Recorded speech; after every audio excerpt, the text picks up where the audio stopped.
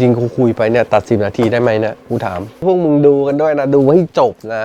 โจทย์ที่เราอยากจะทำใน self made เนี่ยเราวางโจทย์ไว้ยังไงในอัลบั้มนี้ self made อะเราวางโจทย์ไว้ว่ามันคือการที่เราสร้างตัวตนของเรามาจากจุดเริ่มต้นเราเป็นเด็กธรรมดาคนหนึ่งไม่มีตัวตนไม่ได้โดดเด่นอะไรจนแบบมาถึงวันที่ได้เข้ามา RS และได้มาเริ่มเป็นศิลปินมันก็เลยแบบมีตัวตนของเราขึ้นมาและตอนนี้เราอยากจะให้มันชัดเจนขึ้นให้คนจำได้ว่าYour Boy TJ คืออะไรและ Self Made คือการเล่าเรื่องราวที่เราเคยเจอแนวเพลงที่เราชอบทำอะไรเงี้ยแล้วทำไมถึงมาทำอัลบั้มแรกตอนอายุ 28 จริงๆอ่ะกูประกาศไว้เว้ยว่าอยากทำอัลบั้มตั้งแต่กูปล่อยเขาก่อนแล้วทำแล้วด้วยนะคือมันเหมือนเอาซิงเกิลมาแปะรวมกันอ่ะมันยังไม่กลมกล่อมมันไม่ได้มีเรื่องราวที่ต่อการทำอัลบั้มกับการทำซิงเกิลมันคือคนละอย่างสักครั้งในชีวิตกูอยากมีอัลบั้มเป็นของตัวเองก็เลยเริ่มตัดสินใจทำอยากจะรู้ว่าคามิกาเซ่เนี่ยเหมือนกับหล่อหลอมตัวตนพี่มาเป็นยังไงคือคามิกาเซ่เนี่ยต้องบอกว่ามันคือจุดเริ่มต้นในการทำเพลงของชีวิตของกูนะนึกออกไหมอายุ15เนี่ยกูเริ่มทำมิกซ์เทปมันจะมีเพลย์ลิสต์ในไฮไฟที่เราใส่เพลงได้นึกออกไหมกูเอาเพลงไปใส่คนก็เริ่มมาฟังจนวันหนึ่งก็แบบนั่งซ้อนมอไซค์กับแม่และแมวมองคนนี้ที่ RS ก็โทรมาบนหลังมอไซค์แล้วพอดีเลยอยากให้มาออดิชั่นที่กรุงเทพหน่อยมีโปรดิวเซอร์สนใจตะโกนแบบดีใจอ่ะจนแม่ตกใจเฮ้ยมึงเป็นไรอะไรเงี้ยกูก็แบบโอเคครับเมื่อไหร่วันไหนครับเดี๋ยวผมขึ้นไปกูไปออดิชั่นให้เขาฟังเลยมีโปรดิวเซอร์หลายคนของ RS เลยนะมีโปรดิวเซอร์คนหนึ่งชื่อพี่เอนะพี่เอฟูบอกว่า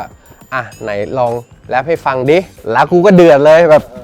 ใส่เต็มแล้วหน้าทุกคนตอนนั้นคือแบบอึ้งอ่ะกูมองไม่ออกเลยว่าเขาชอบหรือเขาไม่ชอบหรือเขาไม่เข้าใจวะอะไรเงี้ยเขาก็บอกว่าเดี๋ยวจะติดต่อกลับไปนะซึ่งกูก็รู้สึกว่าคิดว่าไม่ได้แน่ๆอะไรเงี้ยก็เลยกลับบ้านไป2-3 วันเขาโทรมาบอกว่าเข้ามาเซ็นสัญญาได้ไหมมันเป็นโมเมนต์หนึ่งในชีวิตที่กูรู้สึกว่าดีใจสัสๆเฮ้ยกูได้เซ็นสัญญากับ RS นึกออกไหมมันแบบมันไม่ธรรมดาอะไรเงี้ยจุดเริ่มต้นของมันจริงๆคือพี่เอให้กูไปทำเบื้องหลังเขาอยากได้อิเลเมนต์ของความเป็นฮิปฮอปไปผสมได้เริ่มเข้าไปครั้งแรกในการทำงานคือเข้าไปเขียนเพลงให้ไหวบางคนถ้าฟังเพลงกามิกาเซ่จะรู้สึกว่ามันก็เป็นเพลงป๊อปเพลงหนึ่งแต่ว่าเราอยู่เบื้องหลังเรารู้ว่าข้างในนั้นนะมันไม่ธรรมดาสักอย่างเลยนะดีเทลของเครื่องดนตรีดีเทลของการดีไซน์ร้องการเขียนเนื้อทำแบบนี้ผลลัพธ์จะเป็นแบบนี้เรารู้โปรเซสนั้นแล้วเราก็เลยรู้สึกว่าแบบสเปเชียลมากๆสำหรับกูเนี่ยทุกครั้งที่กูทำเพลงอ่ะมันจะมี DNA บางอย่างในตัวที่มันออกมาเป็นความคามิกาเซ่อย่างที่บอกไปตอนแรกว่า self made เนี่ยคือมันเป็นรอยสักอยู่ที่นิ้วกูทั้งหมดทุกเพลงที่กูเล่าเรื่องอ่ะมันคือตัวตนของกูที่กูสร้างมันขึ้นมาและไม่ได้เฟกโดยรวมของอัลบั้มกูอยากให้มันรู้สึก positive เลยคิดว่า self made เป็นคำที่เหมาะที่สุดอะไรเงี้ยแล้วคำว่า self made เนี่ยมันแบบว่าสะท้อนตัวตนหรือความคิดของพี่ยังไงบ้างมีจุดหนึ่งในชีวิตที่รู้สึกว่าแบบกูลืมสิ่งนี้ไปเลยจริงๆแล้วกูสร้างตัวตนของกูขึ้นมานี่หว่าทำไมกูต้องไปแคร์คนอื่นว่าให้กูเป็นอย่างนั้นคนมาบอกให้กูเป็นอย่างนี้จนอายุ28แล้วกูมาทำอัลบั้มคำว่า Self Made กูดึงมันกลับมาแล้วรู้สึกว่าเฮ้ยกูลืมตรงนี้ไปได้ไงวะตรงนี้คือจุดสำคัญของชีวิตกูมากๆเลยนะที่กูสร้างตัวตนนี้ขึ้นมาแล้วก็ไม่มีใครจะเปลี่ยนตัวตนนี้ของกูได้อะไรเงี้ยทำไมถึงเลือกใช้เป็น Smiley ในการตัวแทนของสปิริตของอัลบั้มจริงๆแล้วอัลบั้มนี้มันคือความคอนทราสต์กูเป็นคนชอบทำอะไรคอนทราสต์มากๆเลยแบบเพลงแม่งเศร้าจังเลยวะขี้แพ้สัสๆอ่ะแต่เราควบคุมมันด้วยดนตรีที่มันสนุกเมโลดี้ที่มันสนุกจนคนไม่ได้รู้สึกว่ามันเศร้านึกออกไหมมันคือความคอนทราสต์ของมันสไมลี่ของเรามันจะแตกต่างจากสไมลี่ปกติเราดีไซน์กับทีมครีเอทีฟว่าเป็นสไมลี่ฉีกยิ้มแม่งกูเศร้าอยู่แต่กูต้องยิ้มอ่ะกูจำได้วันหนึ่งที่กูไปเปอร์ฟอร์มคอนเสิร์ตแม่ไลน์มาบอกว่าญาติคนหนึ่งของเราเสียญาติคนนี้เป็นคนที่เลี้ยงกูมาตั้งแต่เด็กขวบ2 ขวบเนี้ยแม่กับพ่อทำงานตลอดต้องเอากูไปฝากไว้กับคนข้างบ้านซึ่งคนข้างบ้านเนี่ยกูเรียกเขาว่าพ่อแม่แล้ววันนั้นอ่ะคือวันที่แม่กูพิมพ์มาบอกว่าพ่อคนนี้เสียแล้วนะพอกูอ่านแล้วกูรู้สึกว่าแบบกูเศร้ามากเลยอ่ะคือเขาเลี้ยงกูมาตั้งแต่เด็กแล้วภาพความทรงจำทุกอย่างที่แม่งแบบฝนแม่งตกหนักสัสๆแล้วแบบหลังคาบ้านรั่วเขาเป็นคนกอดกูเพื่อไม่ให้ฝนโดนกูวันที่กูหายใจไม่ออกเพราะว่ามีน้ำมูกเต็มจมูกเขาเป็นคนเอาปากเขาดูดน้ำมูกกูออกมาเพื่อให้กูหายใจได้ซึ่งมันแบบเสียใจมากๆแต่อีก5 นาทีกูต้องขึ้นไปบนเวทีวันนั้นคือกูร้องไห้อยู่หลังเวทีสุดท้ายเพลงขึ้นกูก็ต้องยิ้มออกไปเจอคนนึกออกไหมกูไม่สามารถที่จะแบบขึ้นไปร้องไห้แล้วร้องเพลงให้คนฟังได้อะมันคือการฝืนยิ้มดีๆนั่นเองอะไรเงี้ยย้อนไปตั้งแต่สมัยไหนวะสมัย13 ปีแล้วคืออายุ13 ปีที่แล้วคืออัลบั้ม EP แรกของกูในชีวิตก็คือ EP Underground อันนั้นนะจนมาถึง อัลบั้มฟูลอัลบั้มอันนี้กูรู้สึกว่ากูภูมิใจมากเลยถึงแม้แนวเพลงมันอาจจะไม่ได้เป็นเหมือนวันที่กูอายุ15แต่กูรู้สึกว่าวันที่กูอายุ28ที่กูผ่านอะไรมาเยอะแล้วก็มันทำให้เกิดอัลบั้มนี้แล้วรู้สึกว่าอัลบั้มนี้มันเป็นอัลบั้มที่กลมกล่อมมากๆสำหรับกูนะชูมือขึ้นแล้วหมุนชูมือขึ้นโบกไปมาคือเพลงเนี้ยเป็นคอนเซปต์ที่รู้สึกว่าอยากจะทำเพื่อที่จะไปเล่นคอนเสิร์ตที่ทุกคนจะร้องได้และเต้นได้ก็เลยนึกถึงเพลงชูมือขึ้นแล้วหมุนสมัยเด็กของเราแล้วก็เลยเอาตรงนั้นมาเป็นกิมมิคถามคำเนี่ยกูเริ่มตั้งต้นมาจากความแบงค์เข้าไปหาพี่เอที่บ้านผมจะทำอัลบั้มแต่ผมแบบแบงค์มากผมไม่รู้ว่าต้องทำแนวไหนทำยังไงดีเขาก็เลยบอกกับกูว่าทำแบบที่เคยทำให้กามิกูก็เลยนึกขึ้นได้เลยว่ากูจะหนี DNA ตัวเองทำไมอะไรเงี้ยก็เลยช่วยกันแต่งกับพี่เอเมโลดี้ได้ท่อนฮุกมาเป็นเมโลดี้ได้อันนี้ขึ้นมาเอลิเมนต์อื่นเราใส่ความเป็นฮิปฮอปนิดหน่อยเข้าไปด้วยการทำกลองเป็นแบบโลฟายนิดหน่อยยังคีปท่อนฮุกที่ให้กลิ่นอายของคามิกาเซ่ที่ตั้งชื่อเพลงว่าถามคำเพราะว่าอยากจะเป็นล้อเลียนกับเพลงคำถามของเฟย์ฟังแก้วอยากจะให้ฟังในมุมมองของผู้ชายดูถ้าคำถามมันเป็นผู้ชายมาพูดมันจะพูดในมุมไหนเพลงอยู่ก่อนเนี่ยจริงๆแล้วชอบมากๆเลยนะคือกูตั้งคอนเซปต์เพลงนี้ไว้ว่าอยากจะทำ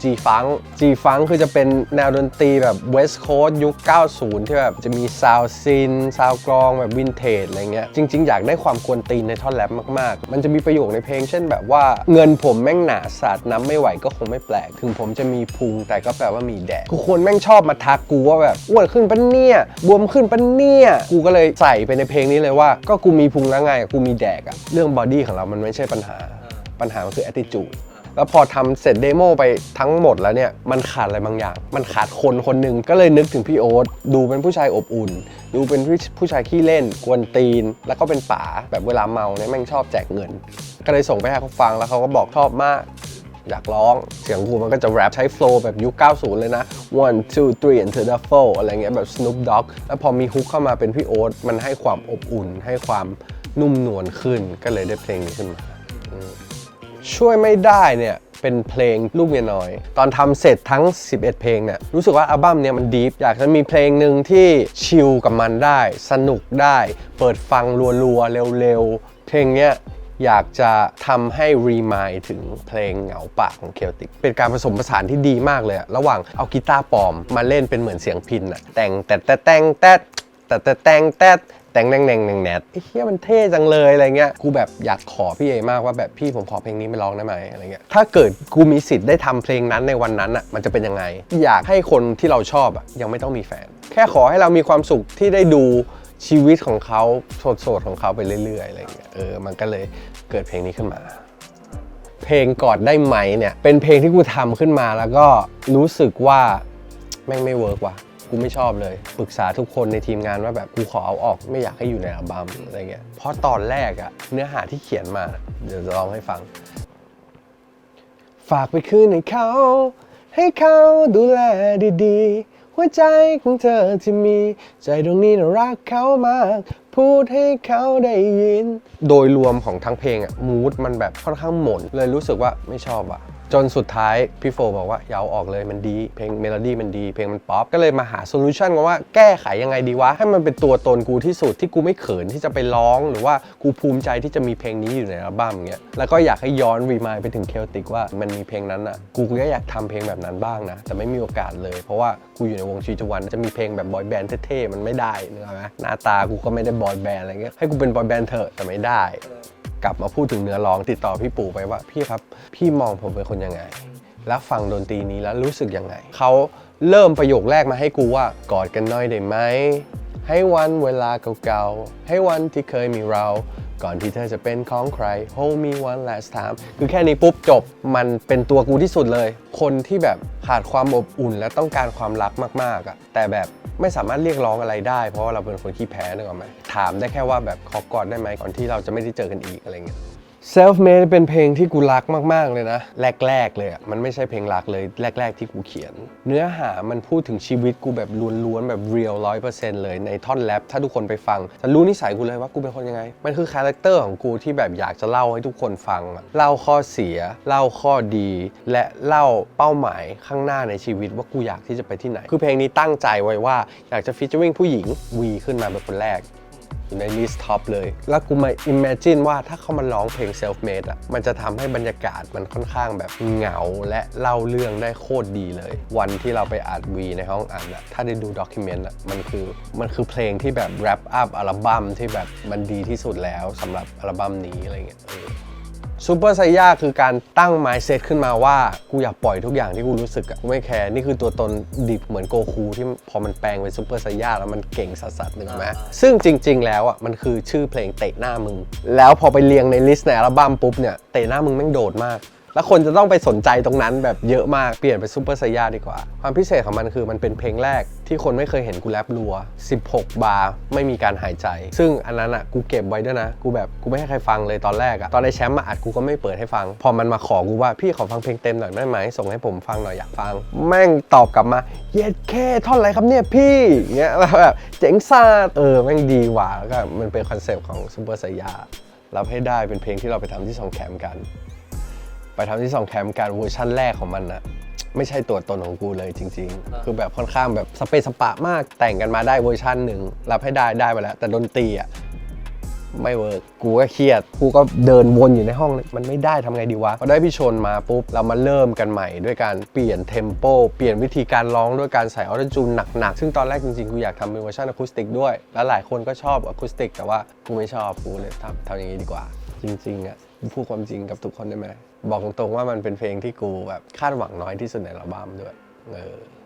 ยิ่งเกลียดยิ่งรักเนี่ยมันเริ่มต้นมาจากความแบงค์อีกแล้วพี่เอครับผมอยากร้องเพลงแบบเฟย์ฟังแก้วครับแล้วกูก็ทำเดโมของกูไปเป็นเพลงอ่ะไม่ใช่อิจฉาพี่เอเขาก็ไปทำท่อนฮุกมาให้อะไรเงี้ยแม่งได้ว่ะกูก็เลยมาเริ่มทำดนตรีด้วยการตั้งเรฟเฟอเรนซ์ว่าทำให้ทุกคนบอกว่าได้กลิ่นกามิได้กลิ่นกามิคือเอลิเมนต์ข้างในของมันคือเสียงฮาร์ฟเสียงเปียโนอะไรที่เฟย์ฟังแก้วชอบใช้อ่ะกูเอามาใส่ในนี้แต่เปลี่ยนกองให้มันเป็นฮิปฮอปเป็นผู้ชายขึ้นยิ่งเกลียดยิ่งรักมันเหมือนแบบกูรักมึงนะกูก็เกลียดมึงอ่ะมันเป็นการกลืนไม่เข้าคายไม่ออกที่แบบกูจะเลิกรักมึงก็ไม่ได้กูจะเกลียดมึงแบบ 100% ก็ไม่ได้สักวันเป็นเพลงแรกที่เริ่มทำในอัลบั้มเลยแสดงความ depression ของเราออกมาถ้าคนฟังเผินๆจะรู้สึกว่ามันเหมือนเพลงรักปกติแต่จริงๆแล้วสิ่งที่กูอยากสื่อออกไปอ่ะคือกูอ่ะพยายามทำให้ทุกคนในโลกอ่ะรักกูแต่มันเป็นไปไม่ได้และเนื้อหาในเพลงอ่ะมันก็จะค่อนข้างเล่าเรื่องว่าแบบพยายามที่จะเป็นคนอื่นเพื่อให้คนมารักแล้วอิเลเมนต์สำคัญอีกอย่างหนึ่งของมันก็คือเวอร์สสุดท้ายที่มันบอกว่ามันเหนื่อยจนแทบจะท้อไม่อยากไปต่อเว้ย sometimes I feel like I ไม่อยากจะอยู่เว้ยก่อนที่จะเป็นท่อนนี้มันจะมีเสียงแบบขึ้นไกลปืนอะแก๊กแก๊กแก๊กแก๊กแต่ไม่มีการยิงคือรู้สึกว่ามันบ่งบอกซิมโบลิกนึงว่าวินาทีนั้นตอนที่กูเป็นโรคซึมเศร้าอยู่กูอยากชักไกลปืนออกมาและยิงมากๆแต่ว่ากูไม่ได้ตัดสินใจยิงแม้ความรู้สึกของกูจะบอกว่ากูไม่อยากจะอยู่แล้วก็ตามอะไรเงี้ยหลับตาเป็นเพลงที่น่าจะทำเป็นเพลงสุดท้ายเลยรู้สึกว่าอยากให้มันต่อกันสักวันพอคนฟังสักวันมาปุ๊บแล้วมาฟังหลับตามันคือภาคต่อกันมันแสดงออกให้เห็นถึงความอ่อนแอที่แท้จริงว่าจริงๆแล้วอ่ะความเหงากูมันเหงาแค่ไหนวะวันหนึ่งกูทำงานมาแล้วแบบไม่เคยมีใครถามกูเลยว่าแบบโอเคหรือเปล่าตอนนี้เป็นยังไงมีความสุขดีไหมด้วยเอลเมนต์ของดนตรีอ่ะเพลงอิโมชันแนลที่สุดเครื่องดนตรีต้องน้อยที่สุดก็เลยเลือกเป็นกีตาร์ตัวเดียวและร้องอย่างเดียวแค่นั้นเป็นอีกเพลงหนึ่งที่กูชอบมากๆเพลงนี้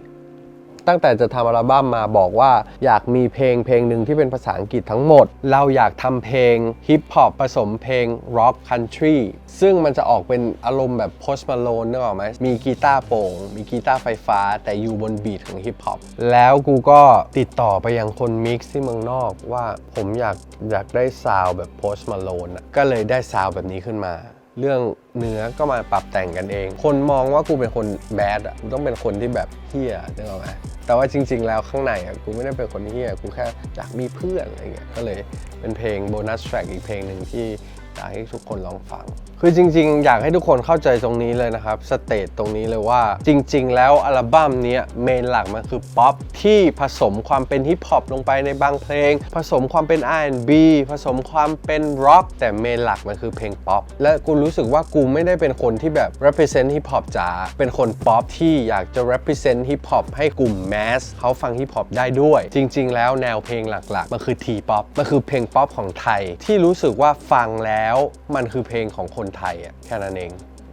คือคนส่วนใหญ่รู้กันแล้วว่าพี่เต๋าเนี่ยก็จะมีความเป็นโรคซึมเศร้ามันเป็นแรงผลักดันไหมในการที่ให้เป็นเพลงแบบไหนออกมาในอัลบั้มนี้นั่นคืออินสปายของการที่ได้เพลงหลับตาเพลงสักวันเพลง self made อะไรเงี้ยเพลงพวกนั้นมันอินสปายมาจากการที่กูเป็นโรคซึมเศร้าแล้วก็โตผ่านมันมาแล้วนะกูกลับไปมองสถานการณ์ตอนนั้นเป็นยังไงและอยากเล่าให้ทุกคนฟังว่ามันเป็นยังไงอยากจะให้คนฟังเนี่ยได้อะไรกลับไปสำหรับอัลบั้มนี้ที่มากกว่าตัวตนของเราจริงๆสิ่งที่ทุกคนจะได้กลับไปอีกอย่างคือการได้รู้จักตัวตนของเราเพิ่มขึ้นเราเป็นคนยังไงเราคิดอะไรอยู่เรากำลังจะไปที่ไหนเราโตมาจากอะไรทุกอย่างมันเป็นการเรื่องราวเล่าชีวิตของกูทั้งหมดเพราะฉะนั้นสิ่งที่ได้กลับไปคือ relationship ระหว่างตัวเราและแฟนเพลงถึงมันจะไม่ฟิสิกอลแบบการเจอกันแต่มันคือดิจิตอล relationship ที่มันสื่อถึงกันได้ด้วยการฟังเพลงที่เราเล่าออกไปอันนั้นคือสิ่งที่เขาจะได้อีกอย่างหนึ่งก็คือก็ตั้งใจทำซีดีก็ซื้อเถอะ